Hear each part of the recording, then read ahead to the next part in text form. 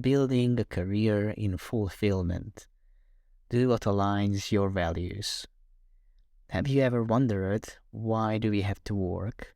What is work? And why does working seem so natural in every country in the world? Is it normal, natural, and healthy? We are part of the jungle. Not too long ago, I say not too long ago because um, 30 or 40,000 years is not too long from the perspective of our planet's age. What was it like to wander in the African savanna or in the Siberian plateau back then? And then about 5 or 6,000 years ago, working became a thing, starting with ancient Egypt and Mesopotamia. But it was not until the time of the Industrial Revolution when full-time jobs became part of people's lives. And when then here we are today, where work is everywhere, so are our bills, taxes, and pension schemes. So why do we spend so much of our free time committing to 8 hours a day, 5 days a week work, throughout 60 years or 70? Depends how many years do we work. Some of us are looking for fulfillment, but not so many of us believe that fulfillment can be confused with monetary gratification. Consider the following question when asked to someone on his or her deathbed. What do you wish you would have spent more time doing? I doubt that they would say that they would have been better off spending more time eating peanut butter sandwiches or playing on PlayStation. Although I guess a tiny minority of us would not mind these activities to do all their lives. I think most of us would opt to say something like, I wish I had spent more time making something meaningful, like studying to be an ornithologist, to help different bird species to survive this era of global warming. Or I wish I could spend more time with my loved ones and build everlasting beautiful memories together. The Greeks have a word for this, and it is eudaimonia. It is more accurately understood as a concept of human flourishing or well-being that goes beyond simply feeling good or experiencing pleasure. And to get there, we are required to cultivate virtues such as wisdom, courage, justice, and self-control, and living a life of purpose and meaning.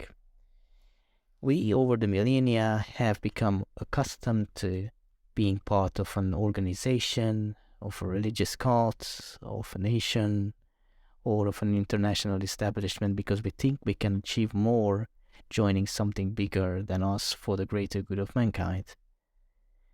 We are very much aware of the values of companies they stand for, and we are very much disgusted to see and realize that some of the companies pay lip service to their values.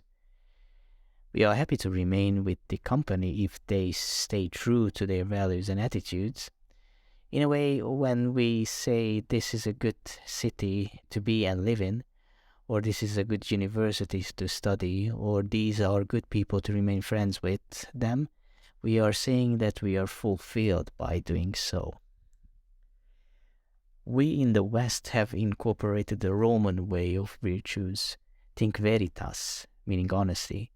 So when your manager is honest about the services or products you are offering to customers, it leads to higher reputation. You know, this when your customer or customers are coming back to you to purchase more of your products and services. But a balance between honesty and diplomacy needs to be kept. You don't want a boss who is too honest with you. Hurting your feelings will plunge your morale down below underground. Your self-esteem and productivity follows shortly after that. How about equity, safety, and providence? Yes, you have heard of them thanks to the Romans again. These values are now part of most organizations. Most. Not so sure though. If we travel to the other side of our blue planet, we land into the land of fire, unleashing dragons, and smiling Buddha. Indeed, in the place of Confucius, the way people do business, there is a bit difference. They tend to place higher emphasis on superior and subordinate relationships between the ruler and the subject, parents and children, husband and wife, teacher and student. Is there a justice and harmony between rulers and subordinates, or is it all authoritarian there, you may ask? This blog is probably not the best to discuss and to give a fair answer to this question, but let us concentrate on the brighter side. It works. At least in principle, this is not about submissive consent of the weak to the strong, but rather a call for mutual respect and working together for the common good. I can imagine such a workplace where workers works towards what is right rather than what is advantageous and to practice reciprocity. Can you? You may ponder, how does a company in the Far East sell its products and services? If you always do what is right, then how do you make big profit? Like think Coca-Cola or McDonald's. Is it right to sell diabetes or obesity? In the West, we are drawn into charisma, the charisma of a product, for instance, the lush and the speciality that comes with it. Another thing we are drawn into is knowledge. Think educational and entertaining services such as YouTube or Netflix. We love to be entertained and enlightened. Yet then in the Far East, they love to do the right thing and stay calm. Indeed, an old Hindu legend depicts this precisely. The master sits under a tree and the pupil sits right beside him. The master is 17 years old, whereas the pupil is actually 70 years old. The master just sits there and stays in silence. The pupil enthusiastically listens to the silence of his master and all his doubts disappear. Age, knowledge, entertainment, and even honesty play lesser roles, whereas reciprocity and harmony play more. But then in our Western world companies, we like the idea of charity and giving. Think the co-op group is not just about food selling, it's how they are selling, by promoting sustainability and fair trade, or Lush, cosmetics in skincare. But it is not just about Lush. They care about packaging waste and they stand up for environmental causes. We indeed are interested in the vision and the mission of a company. Slogans and logos are nice, but we are inclined to see what is behind big words. And we can only see theory in practice if we observe the day-to-day practice of corporations, companies, and local firms. Moreover, we want to be treated with respect as employees. In a transactional management style, the management is like authoritative parenting style, and this kind of parenting style leads to children who are cooperative and socially responsible. While these traits are welcomed, who is this kind of management for? Well, this style is for employees who are looking for a sense of security and predictability, as employees know what to expect of them and what they will receive in return for meeting these expectations. Or is this really for them? At McDonald's, the procedures are simple. You start your day by flipping burgers and you end your day doing the same. Amazon is the same. You pick and pack all day long. I truly wonder, are these workers not exploiting themselves?